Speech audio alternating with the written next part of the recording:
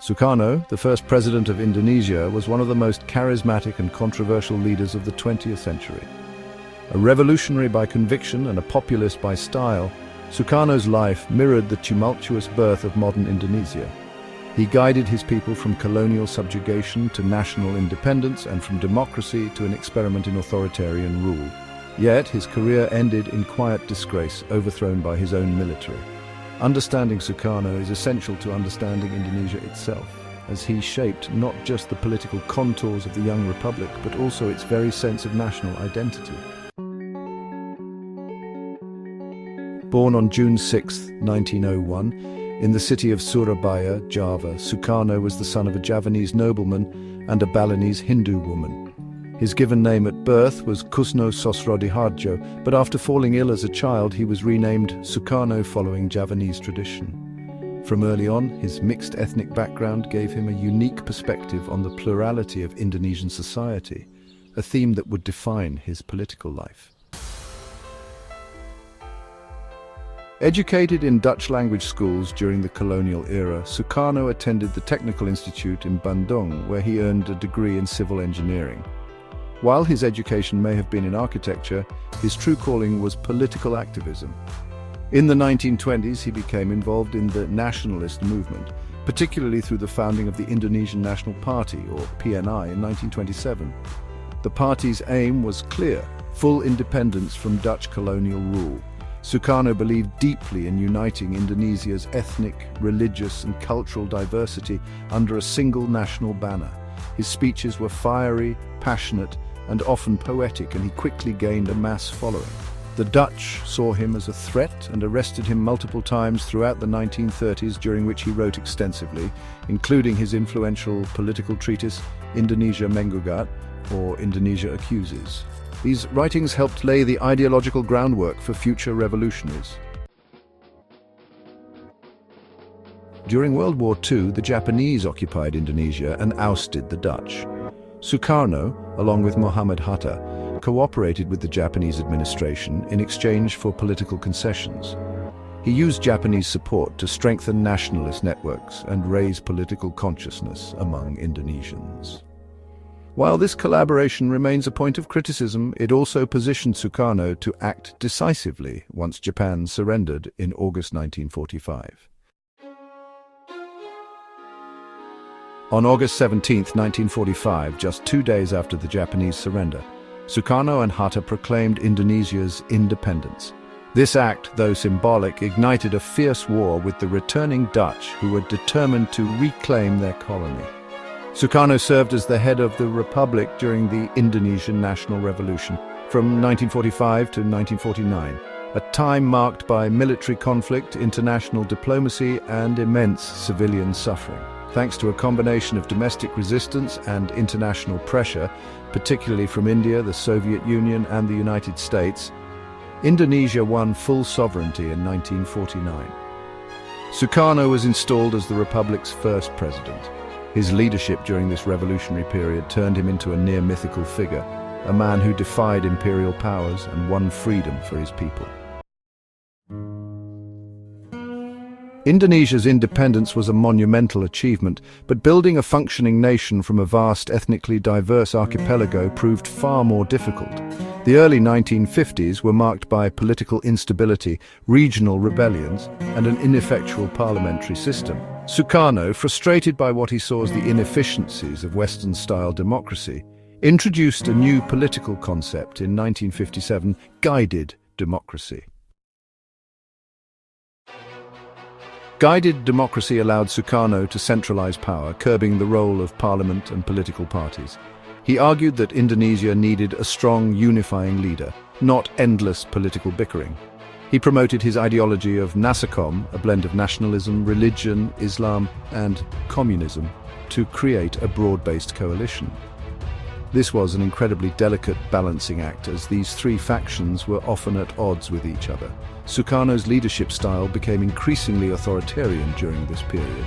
Even as he maintained immense personal popularity, he was a master of symbolism, pageantry, and public speaking, often delivering marathon speeches that blended myth, history, and political philosophy.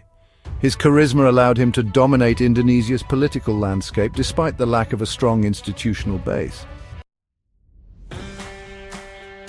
On the global stage, Sukarno was one of the key figures in the non-aligned movement.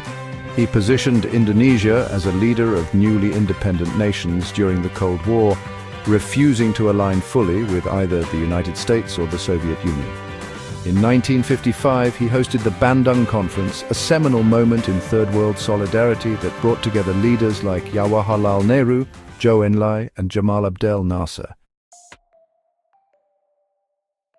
Sukarno's foreign policy took a leftward turn in the early 1960s. He withdrew Indonesia from the United Nations in protest of Malaysia's election to the Security Council and launched the Konfrontasi campaign, a low-level conflict with Malaysia which he saw as a neo-colonial creation.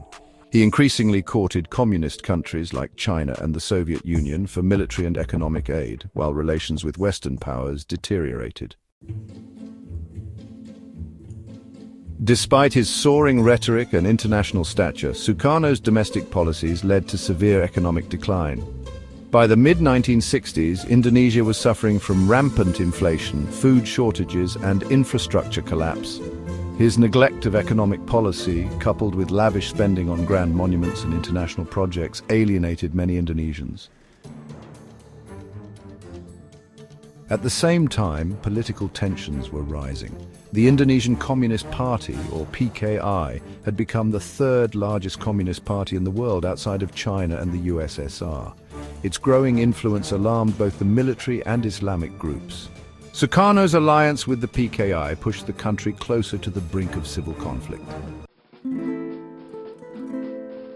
On September 30th, 1965, a group calling itself the 30 September Movement abducted and murdered 6 high-ranking army generals. The motives behind the coup remain murky, and it's still debated whether it was a failed communist plot, a false flag operation, or something more complex. General Suharto swiftly took control of the army and suppressed the movement. In the aftermath, the army, backed by Islamic militias and with tacit support from the West, launched a brutal purge of the PKI and its sympathizers. Estimates of the death toll range from 500,000 to over 1 million people. Sukarno, increasingly sidelined, attempted to maintain control but failed. In 1967, the Indonesian parliament officially removed him from power and Suharto assumed the presidency. Sukarno spent his final years under house arrest in Jakarta. He died on June 21, 1970, aged 69. A man who once ruled with the adoration of millions, now watched by only a few. Sukarno's legacy is complex and contested. On one hand, he is revered as the proclamator, the founding father who inspired a nation to shake off centuries of colonialism. His vision of a united, pluralist Indonesia, expressed through the national ideology of Pancasila, continues to serve as a philosophical bedrock for the country's identity. On the other hand, Sukarno's presidency saw the erosion of democratic institutions, the embrace of authoritarianism, and catastrophic economic mismanagement. His political gamble in balancing competing ideologies ultimately ended in tragedy and bloodshed, yet even his critics acknowledged Sukarno's indelible impact. Few leaders in the 20th century matched his rhetorical skill, ideological creativity, or capacity to mobilize a population. His daughter, Megawati Soekarno-Putri, carried on his political legacy and served as Indonesia's president from 2001 to 2004, evidence of the enduring power of his name. Sukarno remains a symbol of both Indonesia's greatest hopes and its most painful contradictions. He dreamed of a nation united in diversity, proud of its independence and respected on the world stage. Though his presidency ended in failure and repression, the foundations he laid, philosophically, politically, and culturally, continue to shape Indonesia's journey today. Sukarno was not just a man of his time, but a man who helped define his nation's time. Thanks for watching. Please like and subscribe.